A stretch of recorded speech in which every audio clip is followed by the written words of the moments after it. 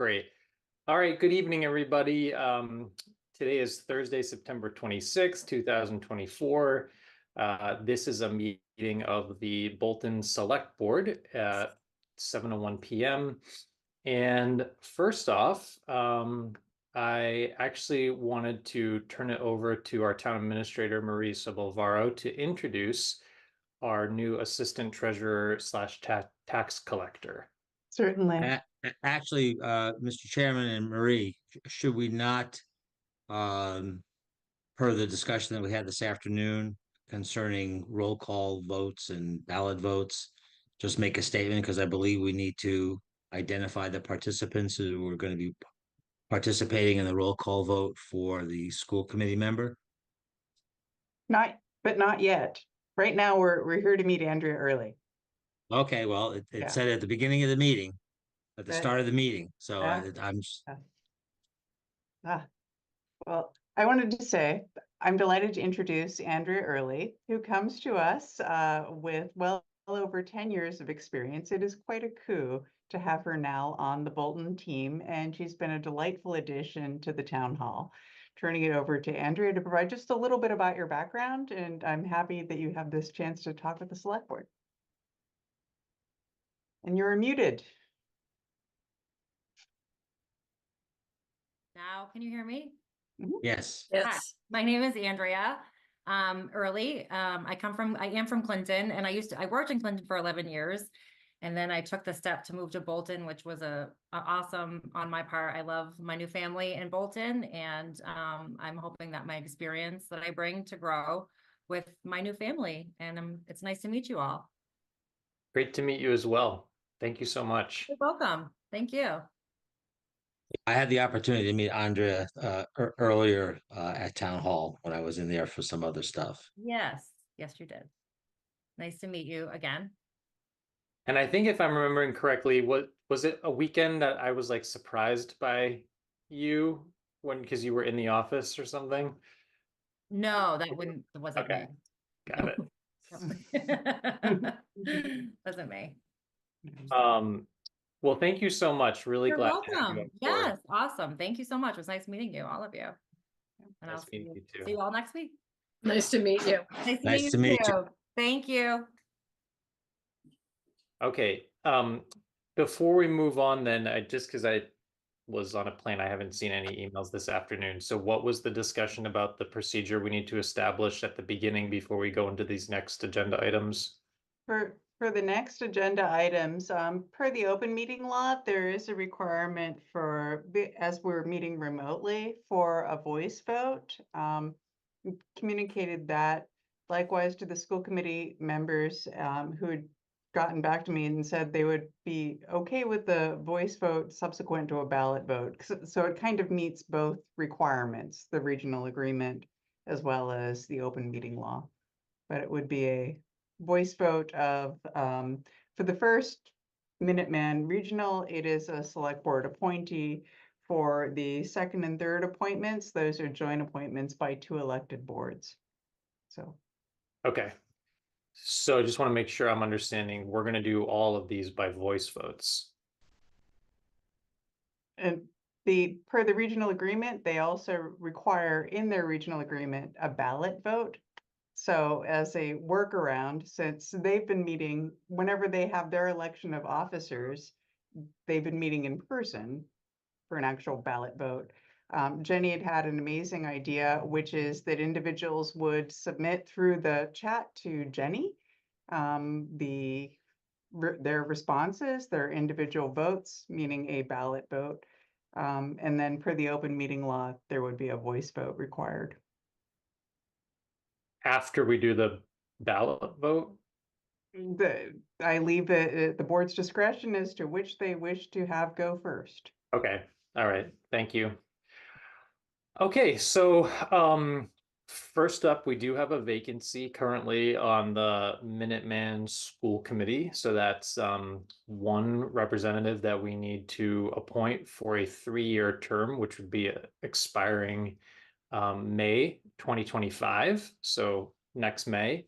And what that means is that we would be appointing somebody who would serve until May, and then they could either choose to run for that position or maybe there would be a contested election. But we do have an applicant who submitted materials. I see Linda Herbison in the waiting room, and so I would like to give you an opportunity to introduce yourself and just say a little bit about your interest in serving as the representative to Minuteman School Committee. Thank you, Brian. My name is Linda Herbison. I taught at Monty Tech in Fitchburg, which is the Fitchburg Vocational School, for 19 years. So I've had a front row seat to the benefits that vocational education can be for students. I've been very impressed with that. I also think it benefits the town of Bolton to have carpenters and plumbers and electricians and medical professionals and things. We need those people. In fact, I hired a senior at Minuteman in carpentry yesterday because I had a repair that needed done on my deck, and he did a wonderful job. And I'm glad he's in town. I've worked with the town before. I was on Parks and Rec for a little while, a few years back, and I've been a lifeguard at the town beach for 18 years. And then I became a swim teacher 8 years ago. And then I am beach manager at this point, and still a lifeguard and teach swimming and all. I have budget experience. I've been on Trinity Finance off and on, Trinity Church in Bolton for 30 years. We have an $800,000 budget. I'm currently treasurer, and so I've worked with a lot of budgets. So that's who I am. Great. Wanted to see whether members of the select board had any questions for Linda.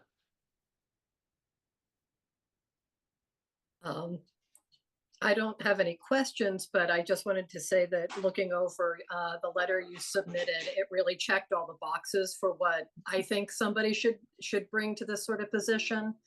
You're familiar with the vocational school, you're familiar with the finances.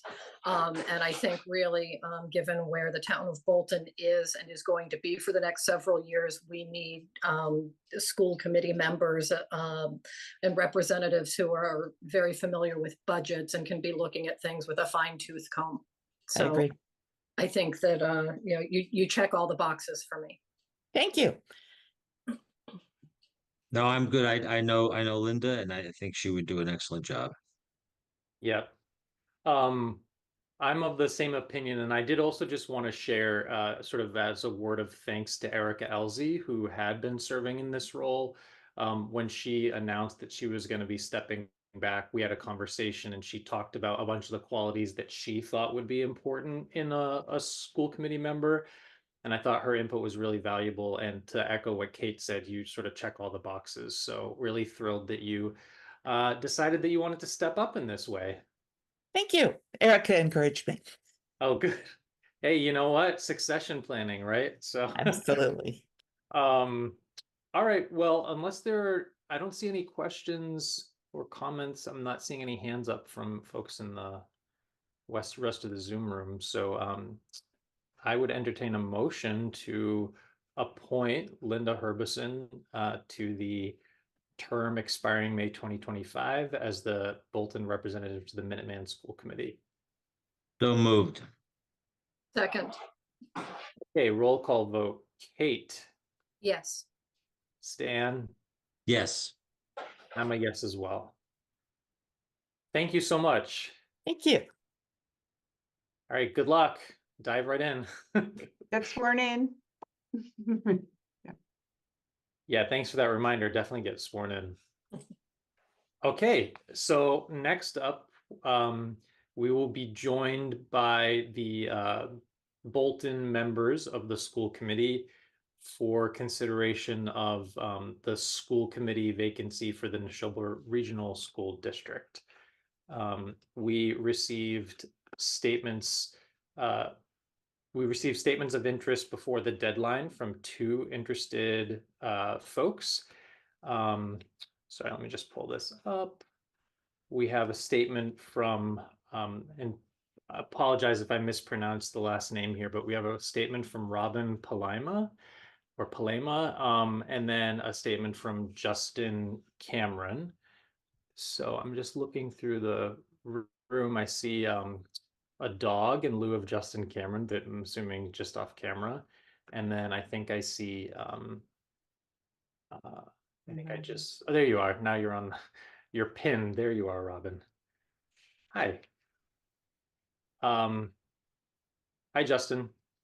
Good evening. Good evening.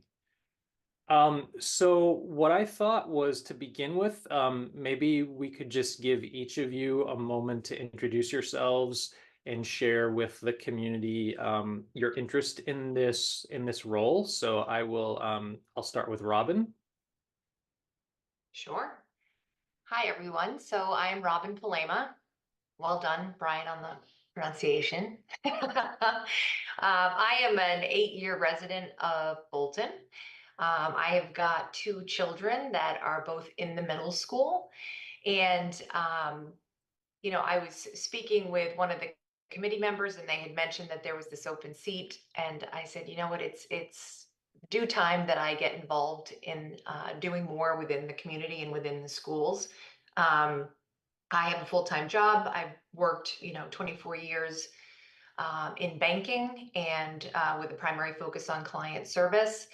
And, it was very much consumed with, work and raising my family when they were young. And now I find myself with some free time, and I am very eager to get involved. I thought this might be a nice opportunity.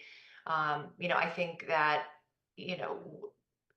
now more than ever, we have a lot of challenges within the school, whether it's with the students or parents and teachers. And then, with all that is kind of lasting post-COVID, there's just, it seems like there's a lot on, everyone's plate here, especially within the schools. So I thought it would be nice to see if I could dive in and, work and collaborate with this team to kind of understand the path of the superintendent. And then, what are some new policies, and, how do we allocate budget to help, continue to be successful with our students as we continue to face these challenges. So very much of interest to me. So hopefully I'll get the opportunity to participate. And again, I also know that there are a lot of current members on the board that are have a focus in education. And, I thought perhaps it might be nice, given that I am not of that focus in my career, to just give some outside perspective to the existing committee. Great, thank you. And how about you, Justin? A few words of introduction. Of course. Thank you for this opportunity. My name is Justin Cameron. My wife, Kate, and I live on 31 Powder Hill Road. We've been Bolton residents for almost about 15 years. We have a 3rd grader and a 5th grader at Florence Sawyer. And you saw my dog, Quinn, who lives with us as well. I started my career in the late 90s at the Walker Holman School. My entire career, which spans almost 25 years, has been in education. From the Walker Holman School, I made a transition to the Southborough-Northborough School District and spent almost a decade in the classroom as a 7th grade English teacher. Made the transition about 15 years ago to school administration, where I worked down in the Blackstone Millville School District when I live in Bolton. And about 7 years ago, I made a transition to Concord, Massachusetts, in the Concord Public Schools, where I currently serve in the role of principal of Concord Middle School in Concord, Massachusetts. My North Star is really, I think kids grow up too fast. You don't really hear much anymore, a parent or an educator saying you need to grow up because, again, kids grow up just way too fast. I'm really proud to be in a community that has a focus on, the elementary years, the middle school years, all the way through high school as well. I have a lot of experience in school budget. I think mostly what I'm excited about the opportunity is that, I really would love to just be an unassuming member of the school committee and only really called upon when asked, especially someone with my expertise and experience in school administration and school budget. Here in Concord, we're building a brand new middle school. So I have, a capital project going on. But really, I just want to be an unassuming member. I've worked with a lot of school committees in my 15 years being a school administrator. And really no fault of their own, some school committees members will deviate and go rogue, again, with no harm intended. I really am familiar with the role of a school committee member and the boundaries, and I'm excited about a potential opportunity to help out the community that I live in. Thank you. Thank you. So what I was thinking, given we have, a certain amount of time on the agenda to consider this, what I thought I would do is I'd first invite our two Bolton School Committee representatives to maybe each, if you want, each ask a question for both people to respond to, and then we'll move on to the Bolton Select Board to be able to do the same. So I don't know, it looks like I see Amy Cohen up. I don't know if you wanted to start, if you have a question that you'd like to hear from both applicants about. I did have some questions prepared, but I feel like the statements that each candidate just gave answered my questions. I'm really just grateful that we have more than one person interested in filling this spot. I think the only question that remains for me is I would like to make sure that both candidates are aware of the time commitment involved with the school committee, and that they're prepared to serve out the term until the end of May. That's really my only question. I think that's a great question. So maybe if Robin, you could respond to that. Sure. Yes, I am aware of the time commitments, and I don't foresee it being an issue, as it stands between now and the end of May. And hopefully, if successful in the position, I can move on and perhaps do another 3 years. My kids have at least 7 years left within the school system, so I'm in it for the long haul. So Great. And Justin? Yeah, likewise. And I think there are also in the areas of, like right now, I've told Joel Bates, I don't know about my commitment to his school council, because if this appointment, if this opportunity came to me, I would look at, this and prioritize this, of course. So, very familiar being in education, what goes into and the time commitment that a position like this has to take. Great. Thank you. And can I just ask a follow-up? Sorry, Brian. Sure. For Mr. Cameron.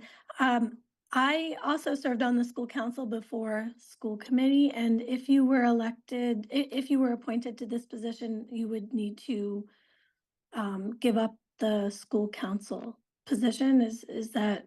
Would you be okay with that? Yeah, I don't think I communicated very well 40 seconds Okay. ago, but I was actually saying that same thing. Okay, great. No, Okay. I think not only is it necessary from, the standpoint and perspective of boundaries and not blurring anything, but there's also a time commitment for both that, it's necessary to choose one. But yes, I know I would have to relinquish that role. Okay. Got it. All right, Amy Vessels, did you have a question? And we'll let Justin give his response first. I don't actually. I agree with Amy that their statements were very thorough, and it pretty much answered what I wanted to know. Okay, great. Stan? Well, first to Robin, not necessarily a question, but I thought your letter of interest was spot on. I fully agree with needing different perspectives, within the committee. And so I applaud you coming forward. But Justin, a question. One thing that jumped out at me in your letter was an unassuming position. I mean, you highlighted that in your comment this evening. What does that mean? 'Cause it sounds like perhaps you want to just kind of step back and, when really needed, you'll be stepping in. But can you explain what you mean by that? Sure. So I've never served on school committee before. So even with my school experience, I even enter into this Zoom room with some great humility and understanding that listening first is my default in any new position that I find myself in.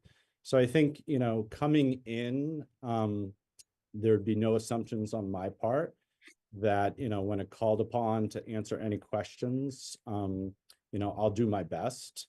But, by no means am I an expert. And I like to come into any position, and listening first and learning.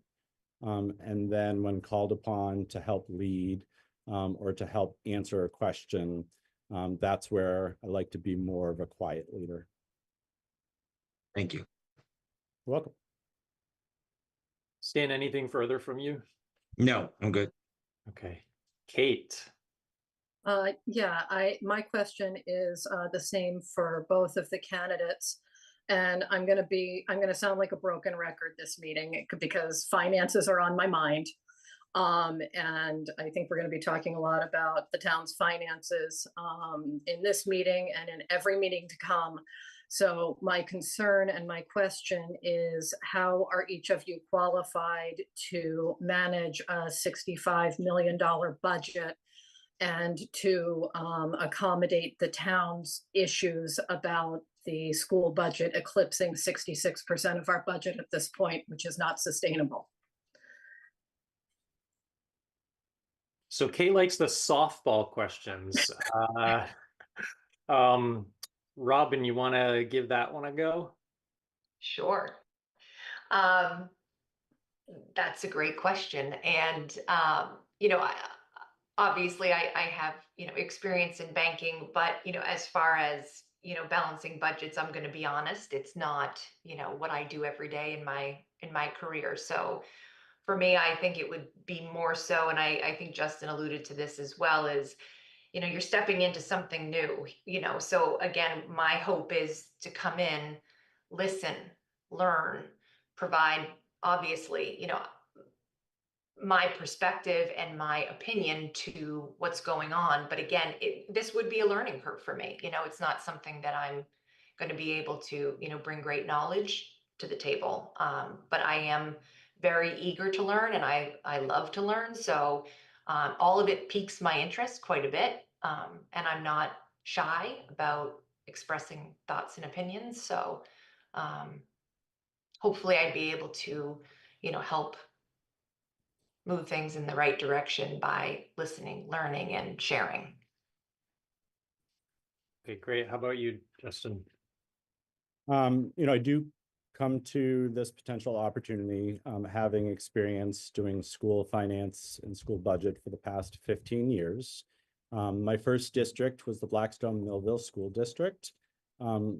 Probably could not be more opposite than the Concord Public Schools in terms of budget and resources. We went through many years of needing to cut making necessary cuts, of teachers and staff. And, that was hard for the young administrator in me, especially where they were my colleagues. Even though I was principal at the time, I was having very difficult conversations. Believe it or not, as I grew older and came to Concord, right now I help balance a school budget in Concord. And my father-in-law lives in Concord and is being crushed right now by the taxes in Concord. My mom is a senior citizen in over 55 community in Stowe, Massachusetts. And right now, her tax bill is something that's really difficult for her to manage. I feel that helps me strike a balance. And obviously, a school committee should have the students first. But we also have a fiscal responsibility to balance a budget and work with the other parts of the town and towns, and appreciate how hard the firefighters, the police, the libraries work.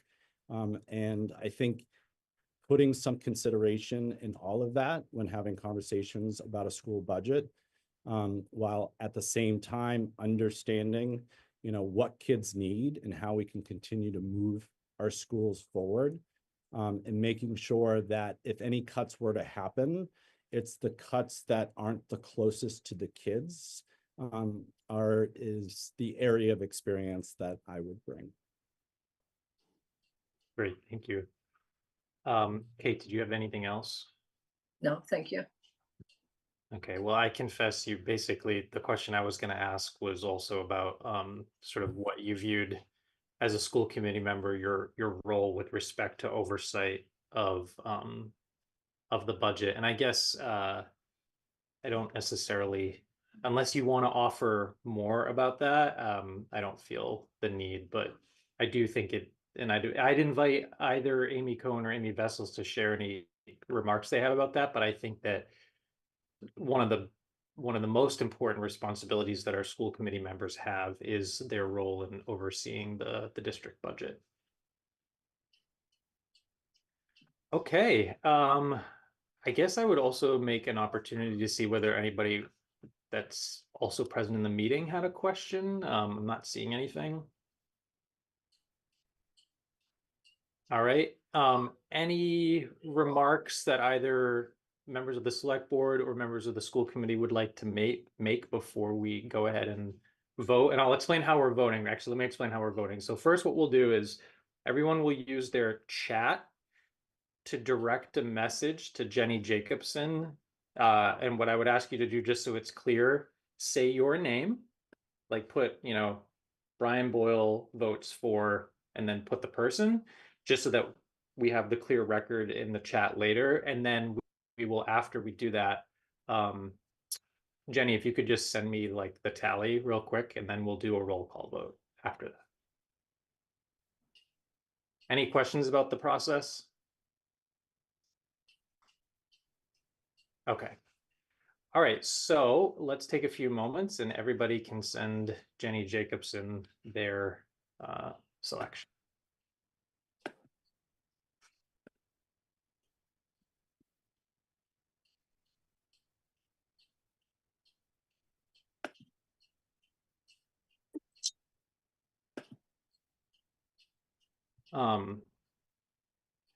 Jenny, will you let me know when you have everyone's vote? And while we're doing that, let me just say, because I actually don't know what the result is. I think we're lucky to have two really fantastic people that have stepped forward for this. So regardless of how this turns out, I hope that you'll continue to be interested in, maybe if it, for whatever reason, doesn't work out this time for you, that you'll consider throwing your hat in again. Amy, you had something to say?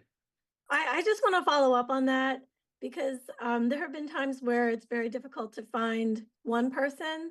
And there have been periods on the school committee where there have been vacancies with unfilled spots. So I feel like the town of Bolton is very, very fortunate to have two interested, qualified residents willing to step up into this role. And, I wish you both the best, regardless of how the vote goes. And the only other thing I'll say is that I think that there are spots on the school council that are also open. So if this seat, whoever doesn't get the seat on the school committee should really consider filling that seat. That's all. Yeah. And so what Jenny's going to do, just because to make it clear, what Jenny's going to do is she's going to let me know what the results were. And then we are going to do in open meeting a roll call vote. So the vote is made public. Just I'm so just waiting on one more vote. Okay, and I great. just also want to make a comment. I did receive one vote from a participant in the meeting who is neither on the school committee nor on the select board. So I just want to be clear that I won't include that vote. Okay. Yeah. And I'm sorry, I should have been. I know Was that- everybody loves democracy. Was that my mom? Was that my mom? Because it's going to break her heart. You're not counting her vote.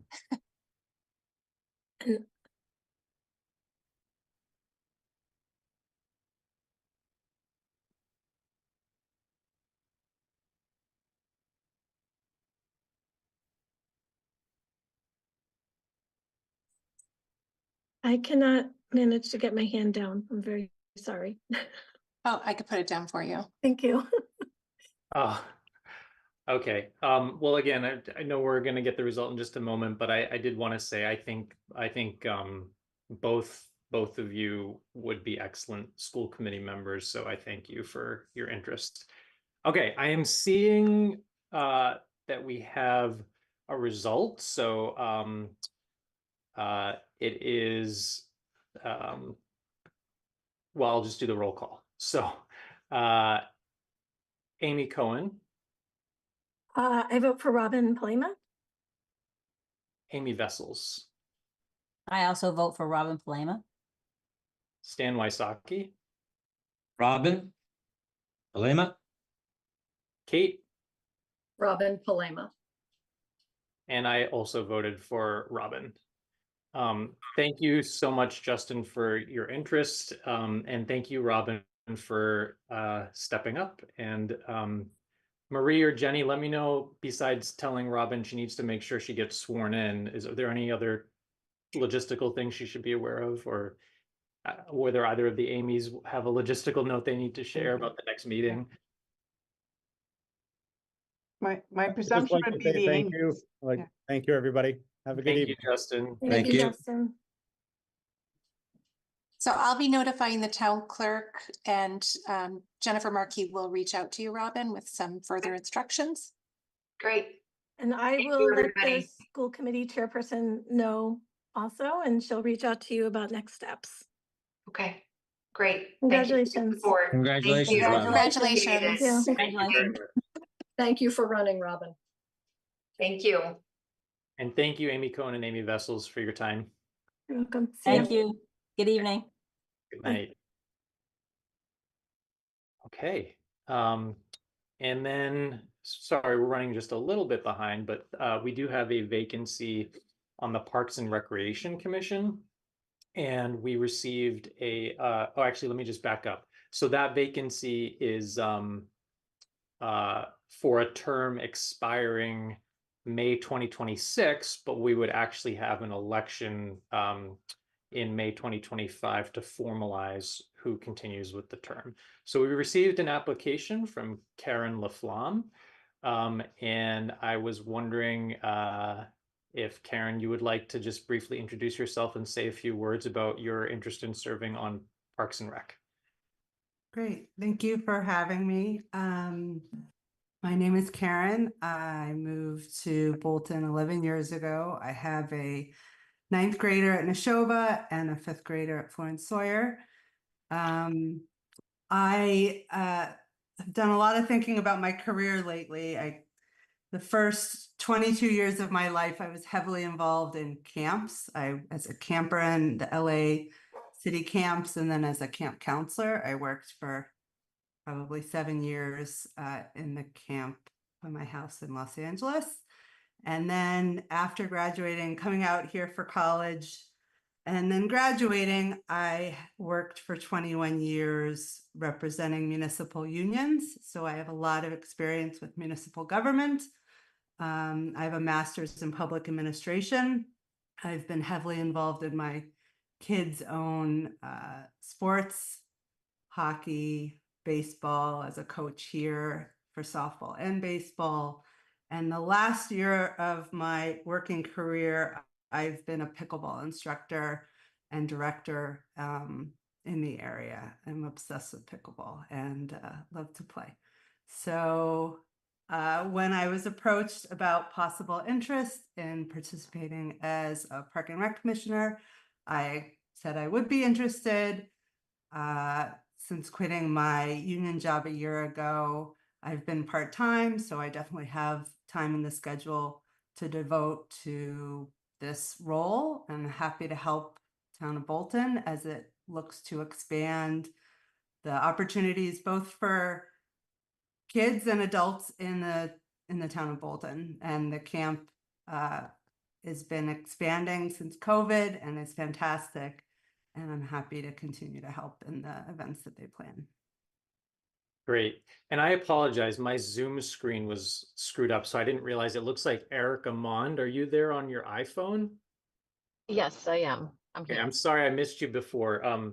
This is going to be a joint appointment, of course, between the select board and the members of the Parks and Recreation Commission. And again, I didn't see whether anybody else from Parks and Rec was here, but Martha Babbitt is here on the board.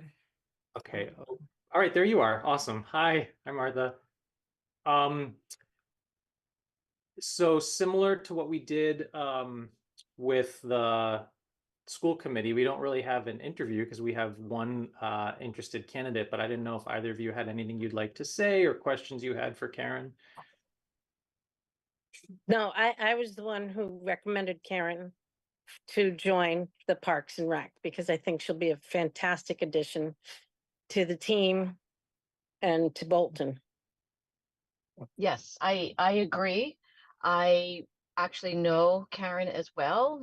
She was my pickleball instructor as well.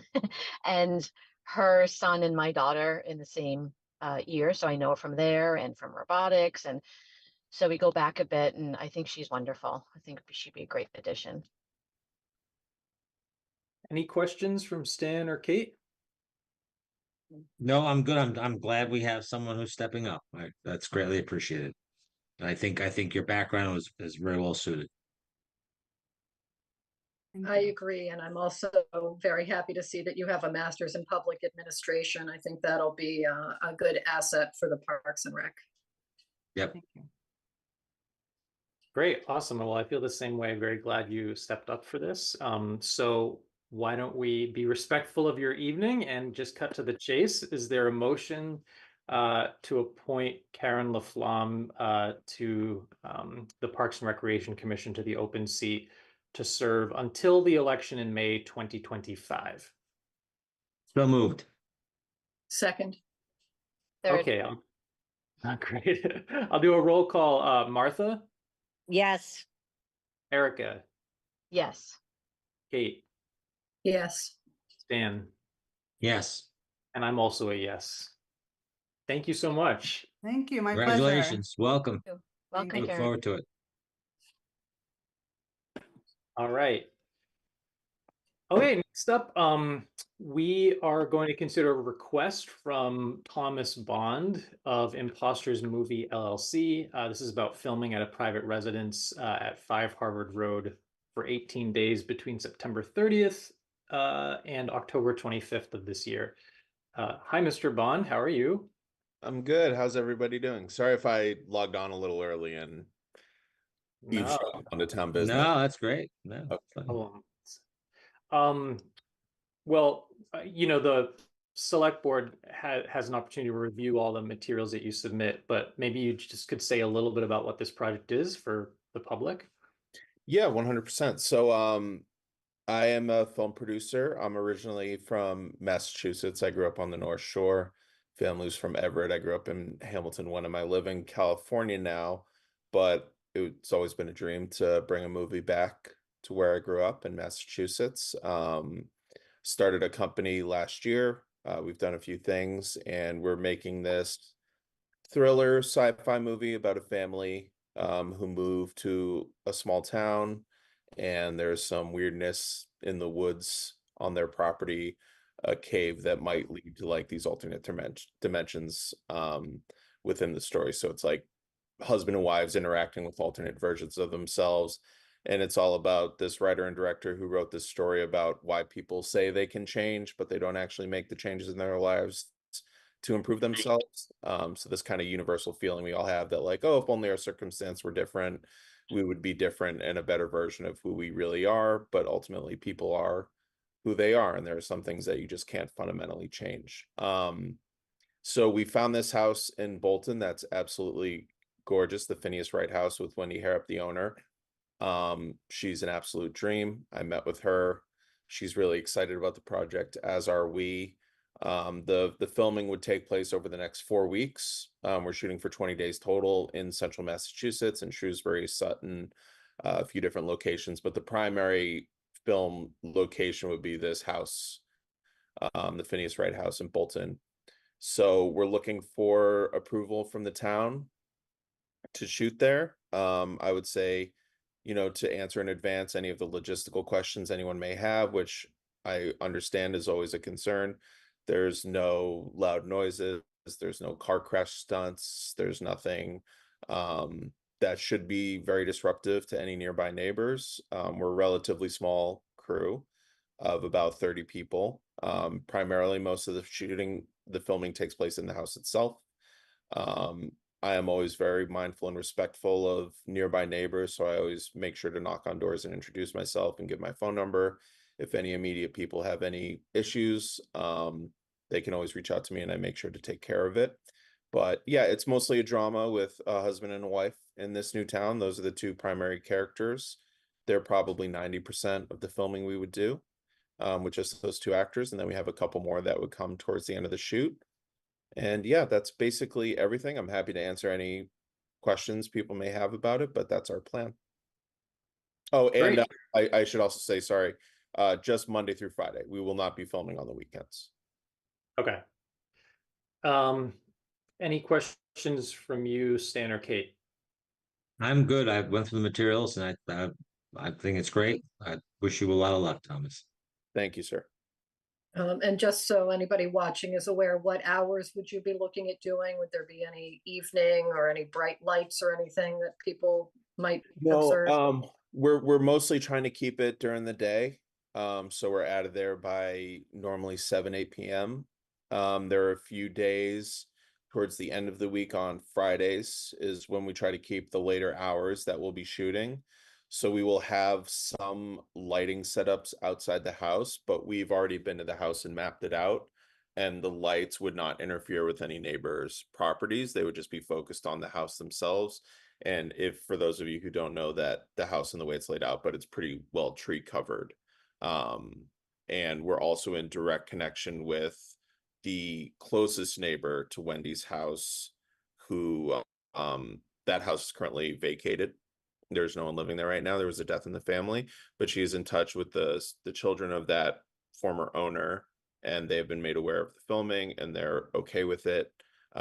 So there will be some lights on after dark on certain days, probably 1 or 2 days a week, usually on a Thursday and Friday, and only contained directly on the property. There's that main street that is perpendicular to the home, and like there would never be any light spill over onto the road or anything like that. It would purely be lighting her private land. Okay.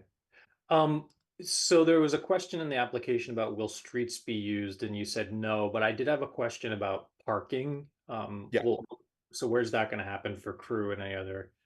All on the property. She has a really long gravel driveway, and then it kind of opens up to where her house is, and there's a barn there as well. Yep. So we can stack all of the vehicles on the driveway or in the driveway, and then if we have to spill onto the grass a little bit, we will, but we're also planning on carpooling as much as possible. Most of the crew that I hired and all the vendors I hired are local to Massachusetts. So it's a lot of familiarity amongst the crew, people who've worked together many, many times and are very good friends. So we'll be doing a mix of carpooling and then just parking in the driveway. I've mapped it out and counted out the vehicles we need, and we can fit everything on the property. Okay, great.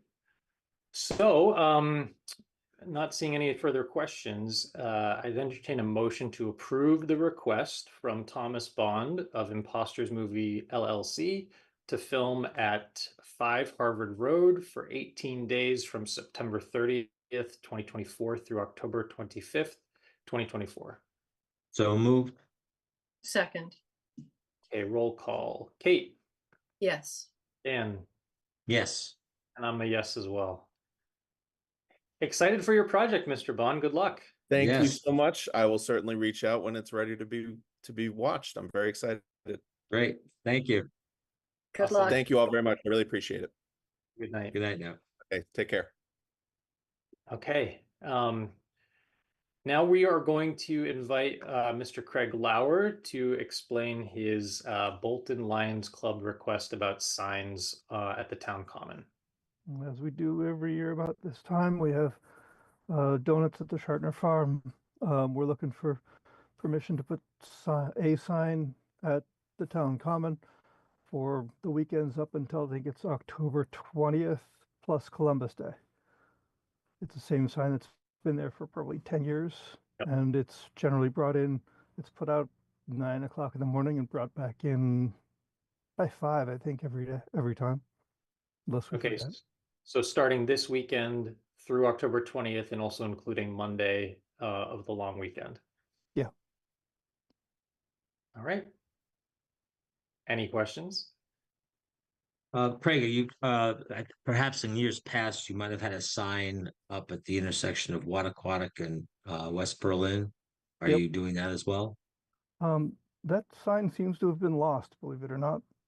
So Okay. I guess not. Okay. All right, so is there a motion to approve the request from Craig Lauer and the Bolton Lions Club to place signs at the entry to the town common to advertise for the donut sale at Shartner Farm for weekends beginning September 28th through October 20th and including Monday, Columbus Day? So moved. Second. Okay, roll call. Stan? Yes. Kate? Yes. And I'm also a yes. Thanks, Thank you. Craig. Looking forward to getting some donuts. Thank you, Craig. Thank you, Good luck. Craig. All right. And now I would like to invite our town planner, Pam Harding, to say a few words of introduction as we go into a presentation by the Master Plan Steering Committee. Hi, Pam. Hi, good evening. Hi, Pam. Hi. As you know, the town has been working for the last 4 years, believe it or not, on updating the 2006 master plan. I've been involved in the last year with this great group of dedicated committee members that have really put in a lot of time and effort into this plan. And it's been chaired by Bob Romer, who's here, and he's planning on presenting the plan and representing all their hard work. We hope it provides a nice guide map for the town as we move forward into the year 2035. And we're hoping for your positive support as we summarize the plan. And I'll turn it over to you, Bob. Thanks, Pam. Just a preface to this. We started with 11 members. A couple have dropped off, but we have 9 members who saw the plan all the way through, 4 years and 9 months of it. Started in November of 2019. We also had 2 volunteers from Neshoba Regional High School, Megan Irvin and Abby Ayotte, who were terrific, particularly with communication to the public, to the younger set. We've had 4 town planners. As you know, Erica Urarte started us off. Valerie, who moved off to Stowe to be director of planning, and Todd Miller, and ultimately Pam brought us home. Great. We've had a couple of consultants for a very short period of time under a technical aid program. We had MAPC support, but the people that brought us through were BSC group with 3 members of that. The overall summary, go ahead. Pam, if you can get to the next one. It was supposed to be an update of the 2006 master plan. Okay. Okay, these are the personnel involved. Brian is very much aware of the plan as a member of the select board. Ken Troop is, I think, our most dedicated person, without question. Ken was the secretary, took detailed minutes of every meeting, and I believe it was well over 40 meetings. Sharon, Stasha, Ed Sterling, Mary Kumo, Kia, and Penny, who most of you, if not all of you, know well. Again, 4 people actually from BSC. Elizabeth Knightley was the mainstay. Heather was the overseer and project manager. Jeff Bagg replaced Olivia when she left, and Axabutt supported us with GIS and other things. What's the purpose? I think hopefully you know, but most importantly, truly understanding existing conditions. And I urge everybody to read the plan, if nothing else, to really understand what the situation is like in Bolton. Again, define the future, and this was based on, as I'll explain, a substantial amount of input from both the residents of the town committees and departments, developing public involvement, of course, satisfying state mandates, and that increases our eligibility very importantly for grants. The 2006 master plan obviously was very successful. There was a detailed implementation matrix. It was taken quite seriously. It really did act as a living plan. It got modified, priorities rearranged, etc. But a number of things occurred. I've noted the most important ones here. One of the ones that is near and dear to our hearts is getting past the 10% goal for subsidized housing. And that was completed, as you know, reasonably recently. Complete streets, the DRB for guidelines for the planning board, the accessory apartment bylaw, the housing production plan, which was very important and ties well into the state goal, and the Affordable Housing Trust.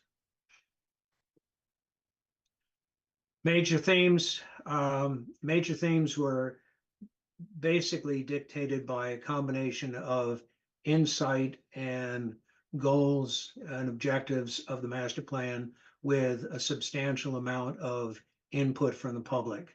Population growth obviously is very, very important, has been important for some time, affects infrastructure, and concerns about the characteristics of the town. Housing needs have become more and more important. We can talk about that in a bit. With the maturation of the population, and preserving agricultural character was underscored by a great deal of input, both in surveys and in-person forums. Traffic and mobility, as we all know, as we're split two ways by 495 and 117, and are now trying desperately to work with Complete Streets and our trail system to tie those into the overall infrastructure of the town. Planning a resilient future, that's something that not only is part of the master plan, but is a very important part of DPW conservation and Parks and Rec. Land use, just some interesting statistics. We're 48% developed. We have 9% conservation land, a fairly substantial amount of recreation land. Total population, the density is, again, not terribly high. And our median age, which is increasing, obviously, every year, is 42 years. Housing, close to 2,000 homes. Single-family homes, not surprisingly, are over 90%. Small number of 2 or more family homes, which is going to be part of the objective in the long run. Subsidized housing is reasonably high, as expected. Owner-occupied housing is very, very high. And the mean value of owner-occupied housing is close to 680,000, which is very high indeed. Okay, population projections. There have been a number of population projections. We looked at them all, looked at past history, looked at the credibility of them, and this is based on the MAPC projection going out to past the middle of the century. So we're talking now about going up another 800 people. Okay. The survey results, I think, are not surprising. Bolton's strengths, certainly the rural nature and the conservation land, a good school system, and a sense of community. The good school system, the characteristic of the town and its outdoors were very important. And we'll hear more about this, certainly from me, if not a lot of others, about a community center, trash removal is high, upgrading town facilities, and that's become a fairly substantial issue, not only for the town, but the employees of the town. And then finally, commuter options. We are commuting by car awful long distances, and we need to think seriously about getting our carbon footprint down and making it easier on people and reducing our traffic and infrastructure problems. Pam? The major topics were pretty typical and are generally required under the state guidelines. Land use, housing, economic development is an important one that's been studied a number of ways, not just by the master plan, but Economic Development Committee, natural historic resources, open space and rec. That's a parallel plan that's on its way to closure. Municipal services and facilities, and again, transportation, climate and resiliency, I've mentioned. And then finally, last but not least, and perhaps most important, the implementation plan. Out of all our noble intent and goals, needs to be implementation. Land use recommendations, identifying vacant and underutilized parcels and looking at potential for development or preservation. And I say and or because both are possible on the same piece of land. Future development, looking at mixed use village overlay and industrial use. The planning board is looking at both of those, may come up with mixed use village overlay fairly soon. Looking at requiring smaller lot sizes, but that's not in conflict with increasing open space. Those of you who were at the presentation that Randall Arendt did on open space planning for residential development could see that both are most appropriate and are easily compatible. And then when you build, you got to maintain. And so the maintenance of our recreation spaces, our control our forested areas, and important of farmland, both for the character of the town, but equally important for the economic aspects and tourism of the town. Housing diversity, mentioned earlier with population increase and the change in age demographics. This is critically important, and that is part and parcel of looking more seriously at diversified housing development. And again, I underscore the fact that that is not inconsistent with looking at maintaining and retaining open space and character at the same time. And then multi-generational affordable living options for all of us elderly people as well as young people. Moving on. Making sure that we develop appropriately, develop in context. And that's been well managed to date. And obviously the recommendation, and there are specific recommendations with respect to that. Looking at increasing amenities, something that is important to local businesses and has been identified as one of the reasons that we have not been able to fill our vacant spaces, that we don't have appropriate amenities to support them. As I mentioned, agricultural tourism, and then remove obstacles of business development and streamline our zoning bylaws. Again, with the consideration of the appropriateness to the town development. And again, mixed use opportunities. Again, preserving the local historic resources. Try yet again to adopt the Community Preservation Act, which despite great efforts have failed twice. In terms of simplifying, providing better access, reducing the space requirements digitize historical and, I might add, operational documents of the town. Protecting the water resources, that certainly is critically important as we develop. And we've looked at that. You will see in the master plan a summary of where that water is and what it is, and then improve land clearing regulations to require tree preservation from the perspective of climate change reduction, and simply the character of the town. Look, as we have in the past, at open space acquisition. Again,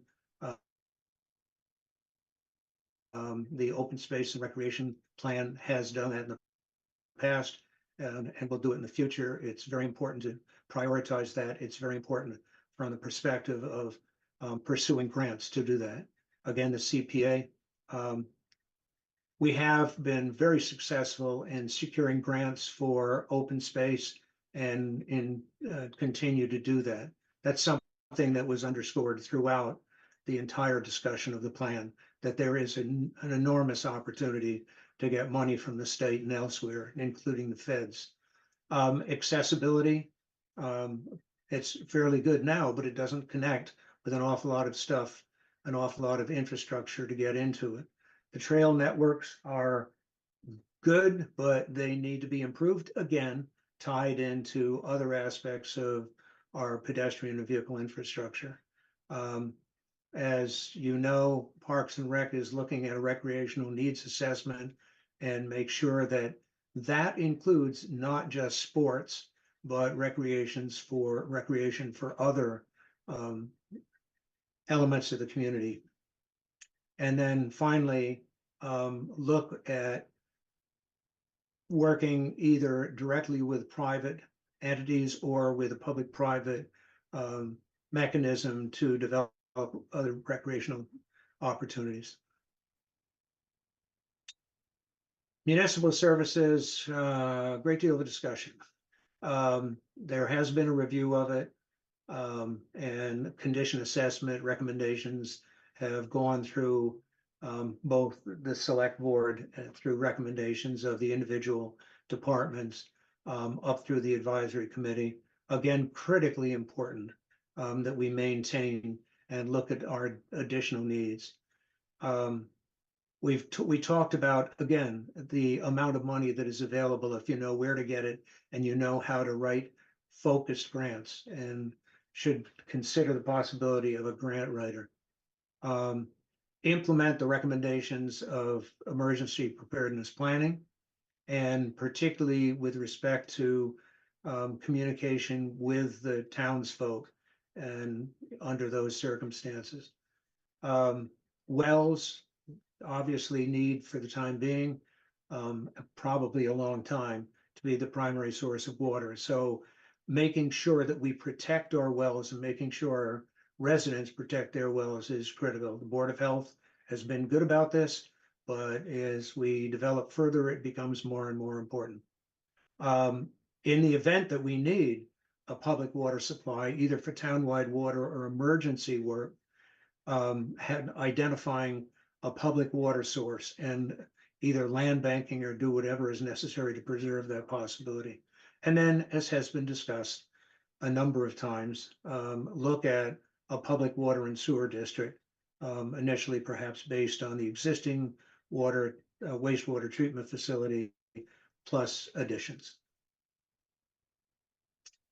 Transportation, as we all know, we need to do something to alleviate congestion. If we're able to make it to town hall at rush hour, we really need to do that. Multimodal transportation facilities, not just to pedestrians and cyclists, but other access to public transportation, including buses and carpools and places for buses and carpools. Roadway improvements, certainly what's going on at the intersections at the west end of town in front of the high school are important, but there are others that clearly could be considered. And then look at roadway maintenance in a reasonably climate conscious way. with all due respect to safety needs, but at the same time, our water supplies. Pam? Integrating climate considerations. You know, we've talked about doing climate as a separate element of the plan and realize that it really is an all-encompassing conversation that impacts every element of the plan. So appropriately consider it in every element of the development and overall roadmap of Bolton. And that includes in reducing the carbon footprint. Although it's not highly advertised, there was a map of the United States that was put together by University of Southern California, I believe, that identified the footprints, carbon footprints of Massachusetts towns. Regretfully, we are very high. And the reason for that is the amount of commuting that is done from Bolton by car into other locations. Reducing impervious surfaces, that's certainly in a serious consideration of DTW and also the planning board in their regulations and subdivision regulations. Pam? The implementation matrix, that's the be all and end all. Everything else is background and narrative and detailed information about how we got to the implementation matrix. But having said that, it's a living document, as is the master plan. The implementation matrix is something that the master plan steering committee put together, was reviewed by town departments.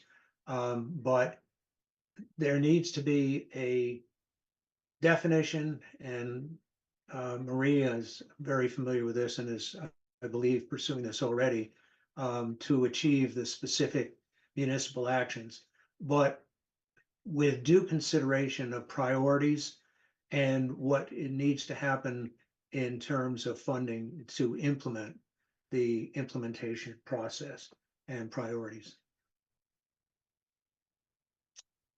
So that's where we are. It's a very long document. Oh, and this is an example of the implementation. This is a tiny piece of the implementation matrix that identifies the goals by elements of the plan and also talks about, without designating primes, the responsible partners in the plan for implementation of those. So where do we go from here? We need to,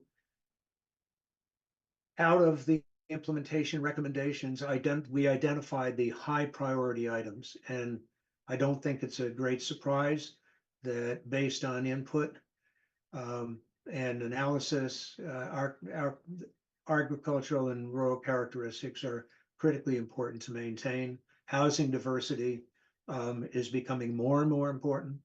Economic development opportunities in the broadest sense that enhance our, among other things, rural and agricultural development. Our farms, our agricultural businesses are critically important to the town, to its character and to its economics. Recreational facilities and playgrounds, there's certainly been action recently on that. There needs to be more, and it needs to be broader, again, to a broader and older demographic as well. Climate change, we've discussed. The community center has been discussed for a very long period of time, initially as a senior center, but as a result of input from in the forums and from the individual surveys that we did, it's very clear that it needs to be way more than a senior center, and it needs to be more than a building. It needs to look at a much broader facility inside and outside. And improvements to the town buildings, which I'm sure all town employees will be happy to hear about, and from an overall economic and fiscal perspective, equally critical. And then last but not least, still going after the CPA. The next steps in this process, we've been to the planning board, they reviewed it. To the best of my knowledge, they haven't come back, they meaning we, haven't come back with comments on it. We want to come up with definitions of what needs to happen for the high priority goals, and then work with the department boards and committees to figure out how we're going to implement the high priority items with all due consideration to the fiscal aspect of that. Develop detailed plans for each one of these items, and then as part of a living document and a living process, evaluate and benchmark the tasks annually, if not more so. You know, certainly some tasks will require more than that, some will not, but all should at least be done annually. And then as a living document, update it when it is an appropriate time to do so. And then finally, at the end of it, if not before, amend and revise the plan. And if you can see it, just go to the master plan steering committee location on the town website, and there is the current draft plan. All 234 pages on it. That's terrific. Thank you, Bob. Let me just, I'm going to open it up in a second, but let me just say, first, I'd like to echo what you said about Pam Harding and how valuable her input has been as we close out this process. Certainly never get tired of singing Ken Troop's praises when it comes to the meticulous minutes. But more than that, I mean, I know we sort of joke about it, but I think it's actually because it just speaks to like how thorough he really is. But Bob, of course you wouldn't do this, but I have to recognize what a fantastic leader you have been in this process. People around town, I think, know that you get a lot of things done quietly and with not attracting much attention to yourself, but your intelligence and good humor, I think, were the only things that made this process possible. So really just personally thank you for your leadership and for helping us bring this to a conclusion. So really thanks so much, Bob. And Thanks, Brian, but it was, it was really definitely a group effort. Yeah, a lot of very dedicated people who, had they been told that it was going to be over 4 years, 9 months, they probably would not have applied for it. oh, like, and in the midst of a pandemic, yeah. Right. Stan or Kate, any comments or questions? No, Bob, thank you very much, and thanks to all the committee members. It certainly was a heroic task, and the amount of time and effort that you put into it, and certainly, going all the way back, my involvement with the 2006 plan all the way back then, and while some things have changed, a lot hasn't, and obviously a lot of the needs are still there. They've morphed a little bit. And obviously, there's a lot that needs to be done. I guess we're just going to have to pick and choose our priorities as we move forward. Given obviously the fiscal restraints that we have upon us, especially in these times. But a great job, and I agree with a lot of it. We just have to figure out where we're going to get the money to do it. Probably not all of it, but again. Yeah, exactly. Yeah, and I'd just like to say that it's clear how incredibly comprehensive it is, how well it balances all of the competing interests that all of us in town repeatedly articulate as desires. So I think it lays out what everybody wants. I think it lays out some of the friction between some of the goals. So we have our work cut out for us, but the work you guys put into it is absolutely amazing. So thank you for all of your hard work and dedication on that. Thank you. And Bob, you may be aware of this, but we had started a discussion a couple weeks ago with Marie as part of her goal setting process as our town administrator, and I brought up the fact that I wanted sort of regular incorporation of the master plan implementation process as something that like our board is regularly looking at, because I really don't want this to be a document that just sits on the shelf, but it should be a touchstone for us as we're looking at how to make difficult choices and plan for the future. So I think we are all on the same page about making sure that like we continue to go back to this document over and over again to stay grounded in all the good work that was put into it.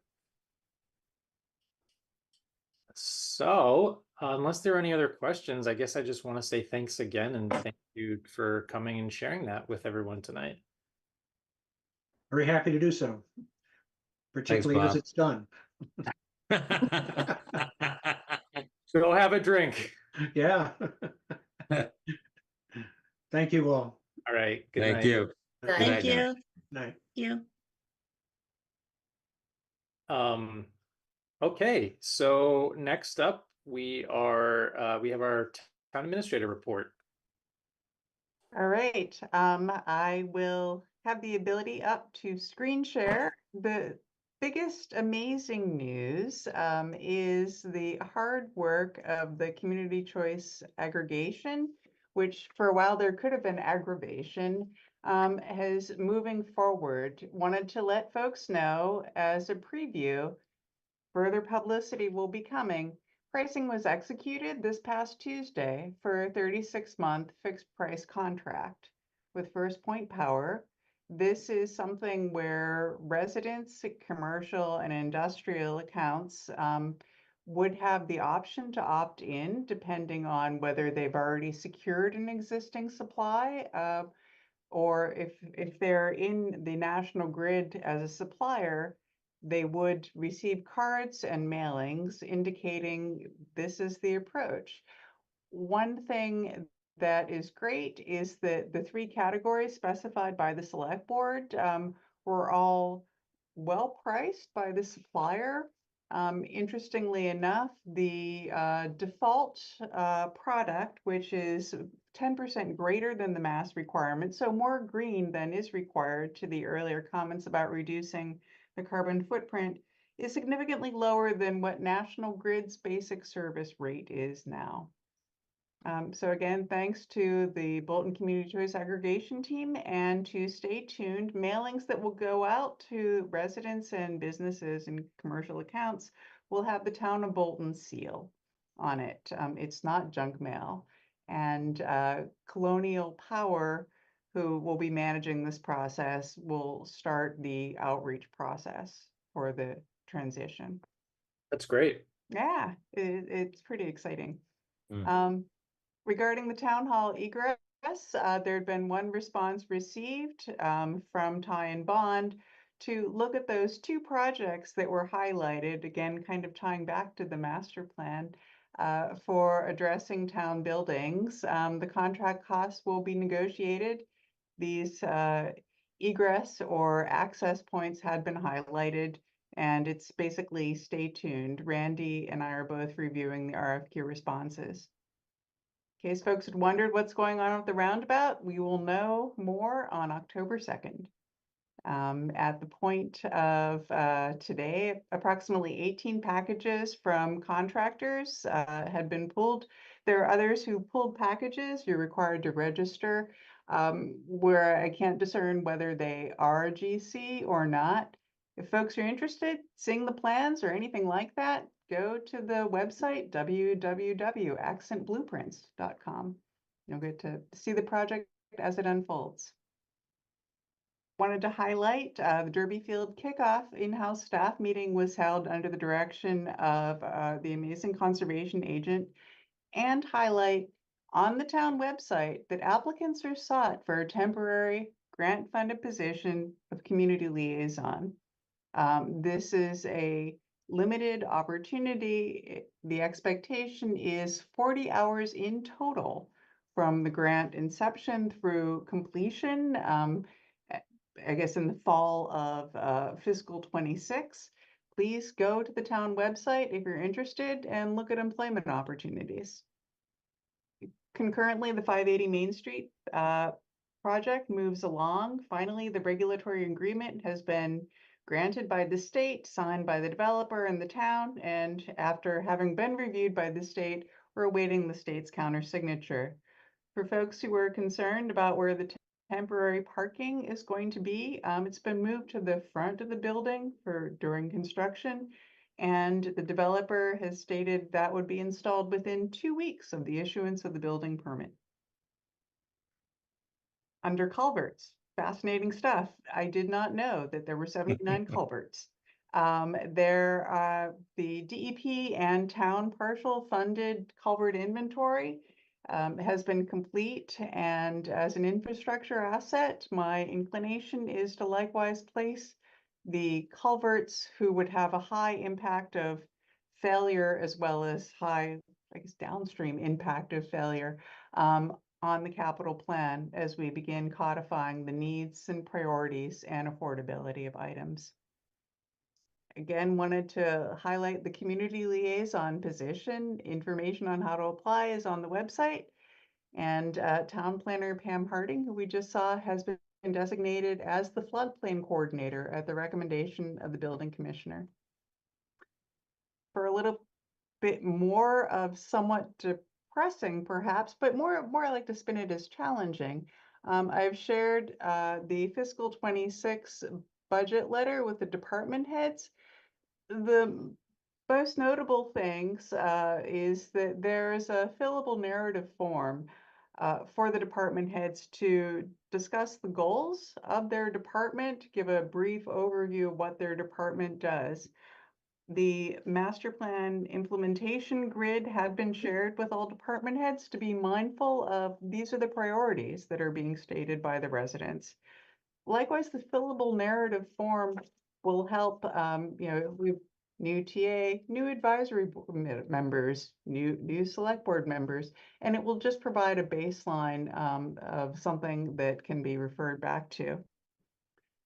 The other thing, given the more challenging financial perspective, is if the fiscal 26 budgets were identically funded, your fiscal 25 appropriation dollars are the same as fiscal 26 appropriation dollars. How would you address it, and what changes would you make? And some of that is because our ARPA funds have been committed. Those are no longer available to supplement the operating budget.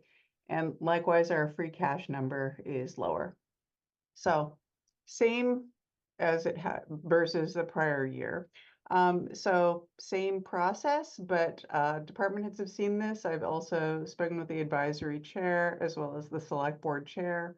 And that's I should have ended on the community choice aggregation note because that was cheery. But that's the update, and look forward to a challenging budget season. That's great. I will say, Marie, I actually really like the fact that you were able to share that while you went through it. I think it's helpful for us, but also for transparency to the rest of the residents. So thank you for doing that. I like that format. Any questions, Stan or Kate, about that? No? No. Okay. So moving right along to select board business. First up, public service announcements.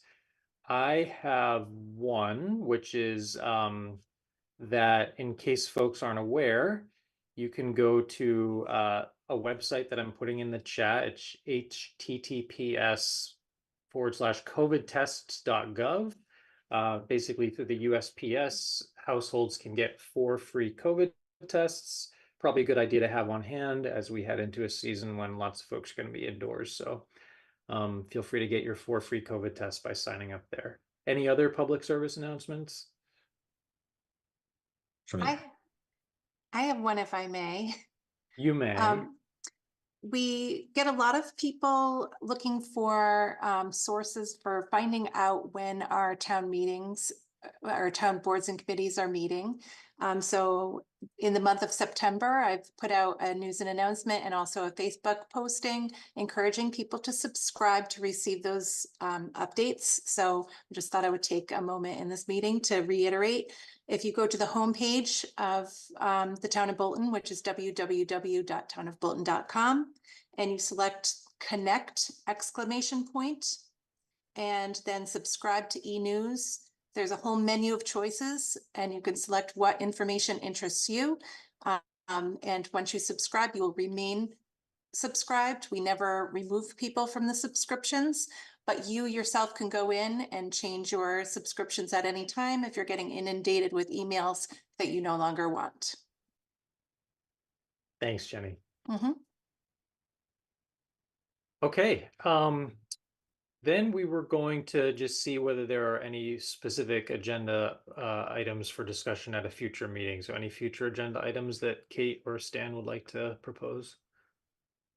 Yes, I do. I think to dovetail with what Marie has said as which will be a challenging upcoming budget season, and probably even more challenging than in the past. And we've said the ones in the past have been challenging. I think it would be prudent on our part if we very shortly, Marie will be putting out the budget letter and asking for budget submissions from the various department heads. And as that's collected, our town accountant and town treasurer will be putting all that together and coming up with what potentially will be our upcoming budget picture and what we have or don't have. I think it would be prudent on our part to work with the advisory committee as we are going through this process of looking at where we might be in the next fiscal year to jointly vote on what it is that Bolton needs to have as a maximum ceiling for an assessment increase from the Neshoba Regional School District. I know in the past, the town administrators of the three towns have met with the superintendent, and they've had conversations on, what they think the three towns can deal with. I think this year we need to be a little more proactive and make it official from the standpoint of a vote between the select board and the advisory committee, at least in the town of Bolton, and perhaps we might be able to get another town or all three towns involved on what we can live with. Because the way the process typically goes is we're handed a number at the end of the day, and we need to figure out how to make that number work. I think we need to start taking it in the other direction, especially now with the fact that a little bit of the school building project is hitting the tax rolls, and our citizens have not yet seen the full impact of that tax increase on their taxes, and the assessments coming out of the district keep getting higher and higher each year, and certainly are exceeding our ability within Prop 2.5. So I think we need to take a position and really formally let the district know and the school committee what it is that the town can live with, given these challenging, fiscal times. All right, well, thank you for sharing that. I guess I just want to kind of say back briefly and try to frame it in terms of what it would look like as a potential future agenda item. So I think what you are suggesting, Stan, is that maybe we consider earlier in the process than normal, having a jointly posted meeting with the advisory committee to at least discuss this. I guess I would resist framing it as an agenda item to issue a number, because I actually think there will probably be discussion about whether that is actually what everybody wants to do. Some people may have differences of opinion about what to issue, but like I think we can say we have a jointly posted meeting to discuss this very topic that you just raised, Stan, which is what message can we agree we would like to send to the school district about what we can manage as part of our budget. Does that sound okay? Yeah, well, in the past, the three town administrators have told the superintendent, we can live with X percent. This is the ceiling that we need to have in order to stay whole. They have given the superintendent a percentage number, which translates into a national dollar amount based upon, what we're plugging into our budget. So whether you want to do it as a percentage or whether a number, probably more of a percentage, because that's how it comes down to us. But I think we need to be a bit more proactive as opposed to waiting for a number to come back to us. Yep. Kate, any items you wanted to? Yeah, I wanted to, and this is actually probably going to dovetail with our next topic, which is the town administrator goal setting discussion. They're sort of related. Talk about having Marie take a look at updating job descriptions and discussing regrading positions. I think we should have a discussion about that in the future. That's sort of, I guess, part of my policies and, kind of getting just kind of clear written parameters that we're operating under. Okay. All right. Well, I have nothing else to add at this time. So why don't we move right into the town administrator goal setting discussion? Would you like me to share? I'd received verbal feedback from Kate as well as written feedback from Stan. Kate has just provided this likewise to the board. Would you like me to share then the revised list or reflecting Stan's revisions? All right.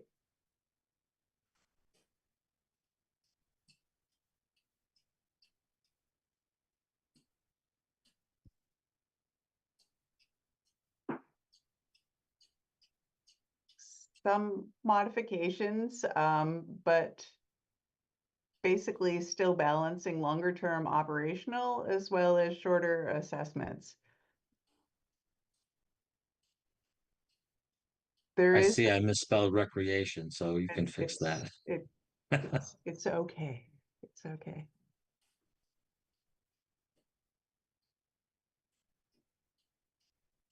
I think Kate, you and I chatted a bit, and you added one or two items to the list.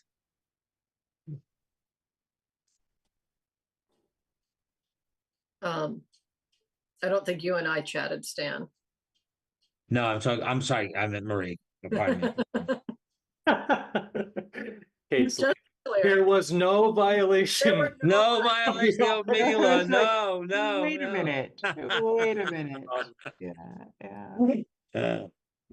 I guess so the only thing that I would want to add, and I sort of mentioned this at our last meeting, is just let's agree that regular revisiting of the master plan implementation process be part of your goal, and whether, obviously Marie and we talk usually once a week, so she can surface things that way, but I would like it to be on your radar.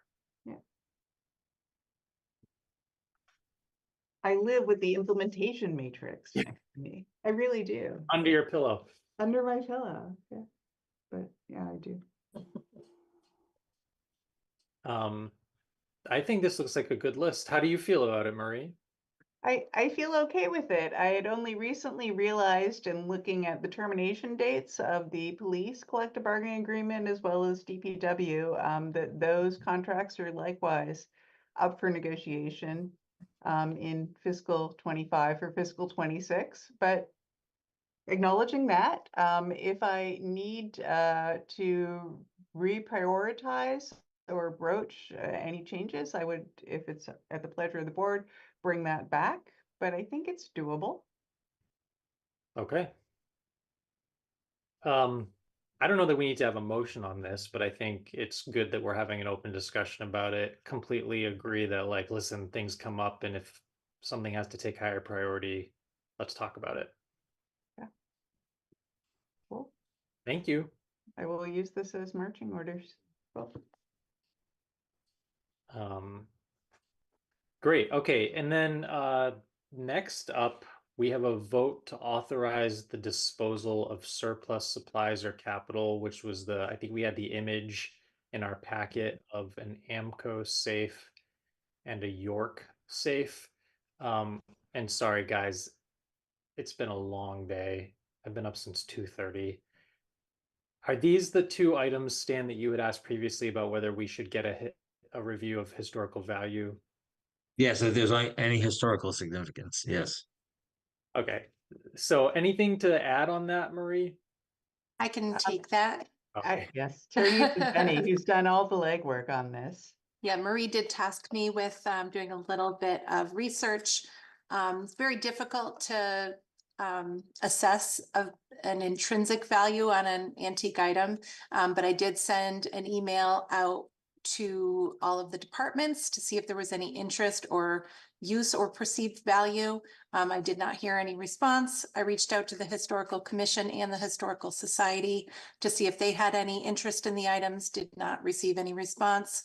I did do an informal web search for inoperable antique safes, and I could see that there are plenty of them out there. They range in price from $500 to $2,500, and some that were much higher than that. Hopefully we're that lucky. But I think it's important to note that from my perspective anyway, and probably from most of the staff's perspective, the value is not in the proceeds that we'll get from the sale, but in the space that we're going to acquire in a building that is just bursting at the seams. And these safes could be costly to dispose of if we weren't selling them, because of the cost to move them. They're quite heavy. And some of the older safes could have asbestos in the lining. So if they have value to a purchaser, I think they should be happy to take it, and we should be happy to be rid of it. Okay. With that, is there a motion to authorize the disposal of surplus supplies or capital, specifically the Amco safe and the York safe? So moved. Second, Okay, all in favor, Kate, yes. Dan, Yes. and I'm also a yes. Thank you, Jenny, for doing that legwork. You're welcome. Appreciate it. Stan, you had suggested a discussion of Town of Bolton fines, so I'm going to pass this one to you. Yes, in a previous meeting, I had suggested that, and I believe Jenny had sent you some information. There's a little bit on the non-criminal fines, as well as some information on the dog licensing and the fines associated with that. This came up, one, looking at it, both of those are contained in bylaws. So, any modification that we do will have to go before town meeting. But I was looking at it from the perspective of, are the fines appropriate? Do they do the job that they need to do? I personally was looking at it from the perspective of the fines associated with some issues at the transfer station in terms of, folks not using the green and orange bags, and what the associated fines were along those lines. And just kind of looking at all of them, to me, in general, it seemed that we might want to look at possibly increasing some of those fine amounts, because some of the dollar amounts are very, very insignificant, and don't necessarily motivate an individual or a family to respond to when they're not necessarily in compliance of such. I sent Jenny a spreadsheet, if you can share, Jenny, that one. It's basically the second tab of that, just to give you a living example of what's going on. I'm just going to full screen. This is, and maybe you can make it a little bit larger, Jenny. This is more in line with dog licensing, and this is just an example of the fines, a low dollar amount, and the issues that we're having. Dog licenses expire every year on the 31st of March. The notices for renewing dog licenses go out with the annual census in January. Folks it's very convenient for them to re-up their license for their dog. They can do it online with Viewpoint, or they can submit the paper forms with their sentences. The current licensing fees are, $10 for a neutered spaded animal and $15 for a non-neutered spaded animal. So the fees aren't that significant. From January through the end of March, they send out 4 notices to the folks to try to get them to comply with relicense their dogs for the current year. As of May 1st, they apply a $25 late fee. Around June 1st, the select board has a meeting with the dog officer and the town clerk. We signed a dog warrant, which allows the town clerk and the staff and the animal control officer to go through a more elaborate process to get folks to comply. If you go down and read below, they do a lot of work. And this year, and pretty much most every year, our staff spends about 100 hours of their time, calling applicants, calling vets, sending letters, producing reports, writing the fines, which are handwritten fines, communicating with the Clinton District Court. Right now, we still have 18 households who have not paid a $10 or a $15 fine. And it is kind of ridiculous. And we have that with a lot of the other fines, which are fairly low amounts. What I would like to do is look at the fine structure in general and perhaps raise the fines to make it a bit more painful for people who aren't complying and who don't repeatedly comply. So I'm not necessarily recommending any specific dollar amounts.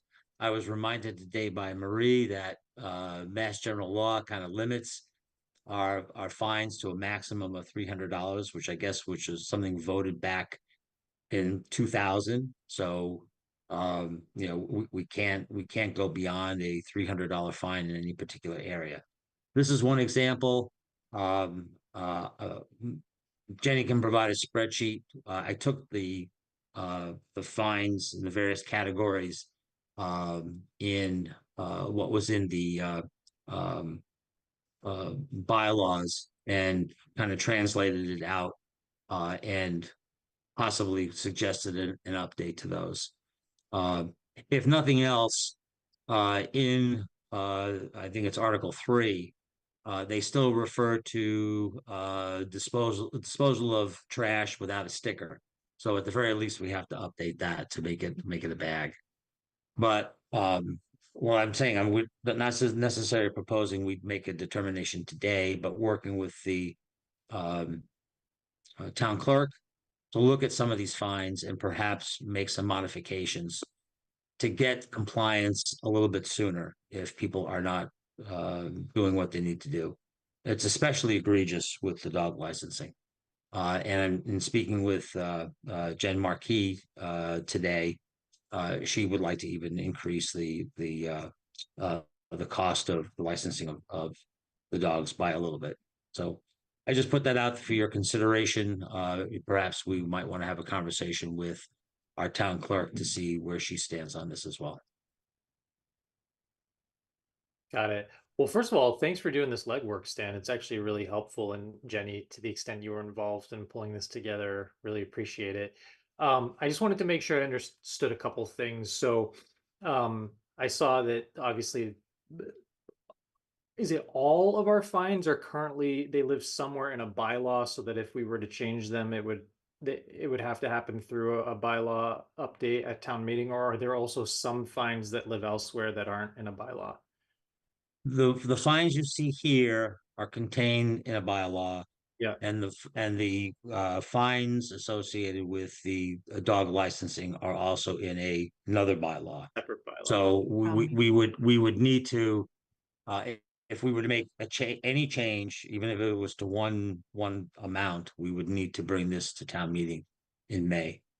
Yeah.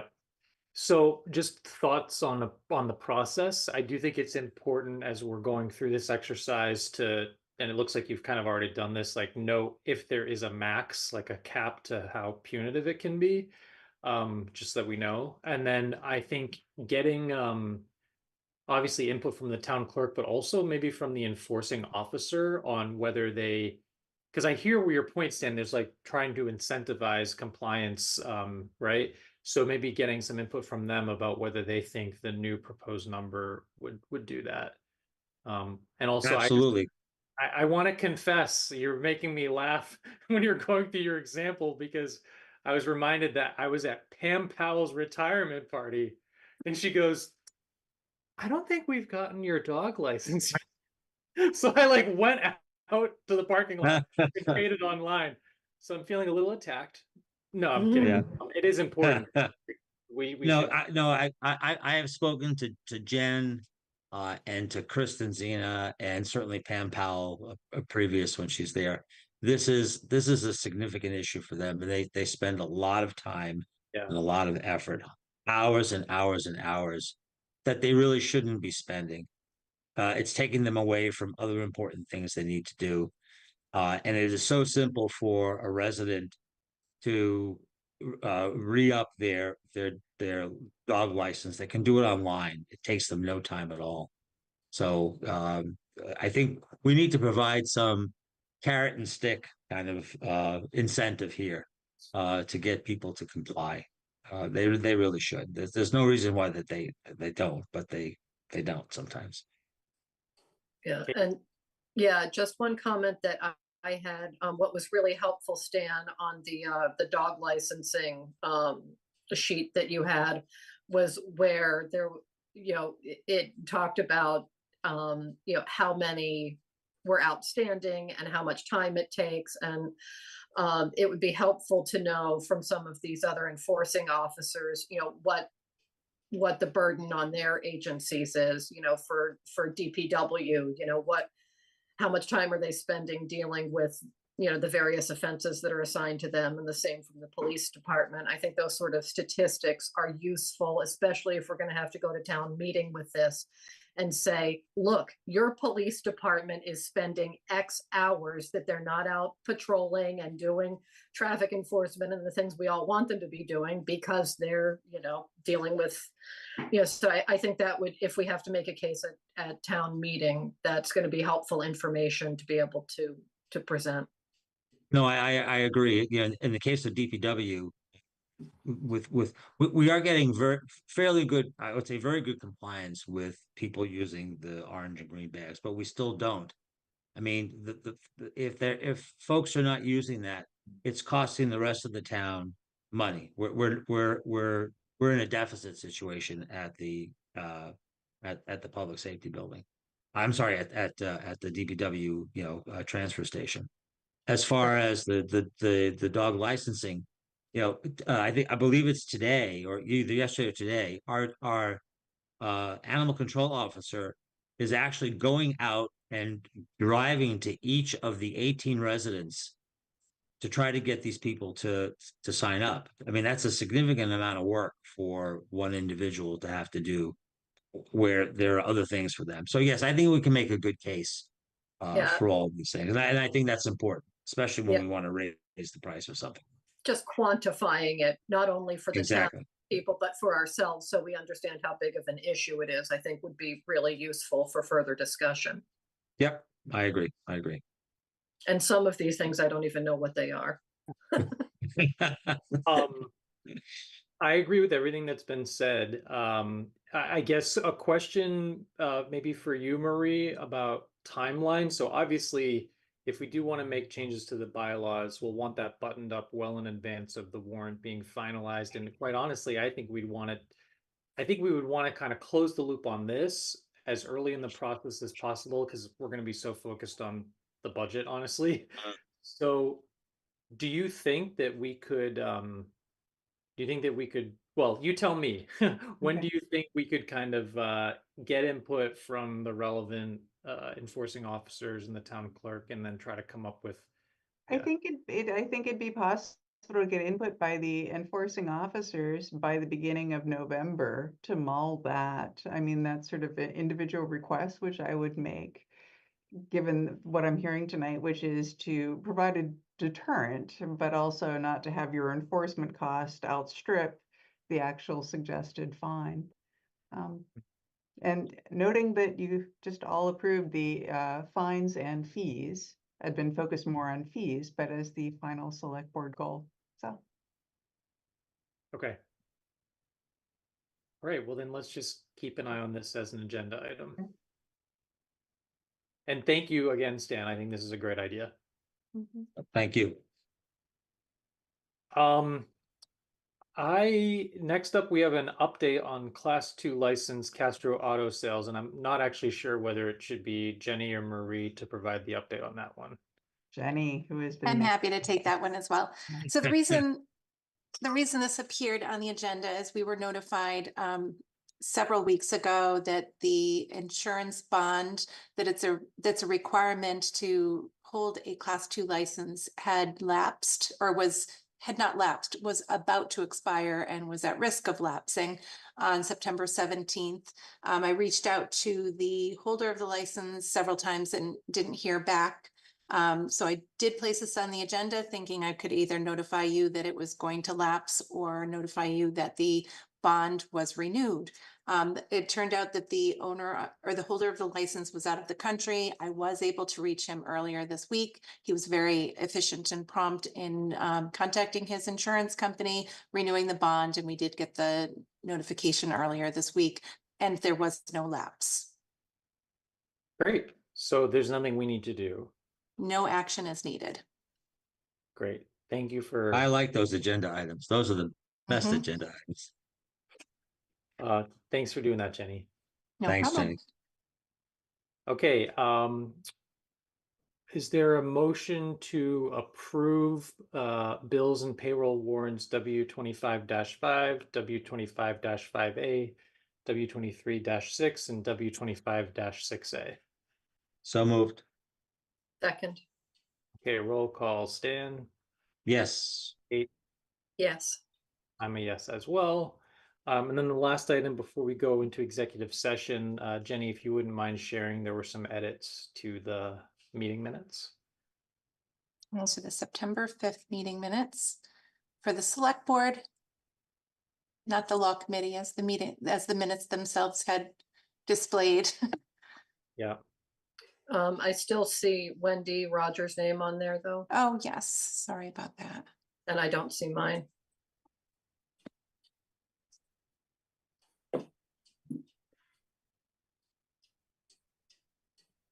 Thank you. You're welcome.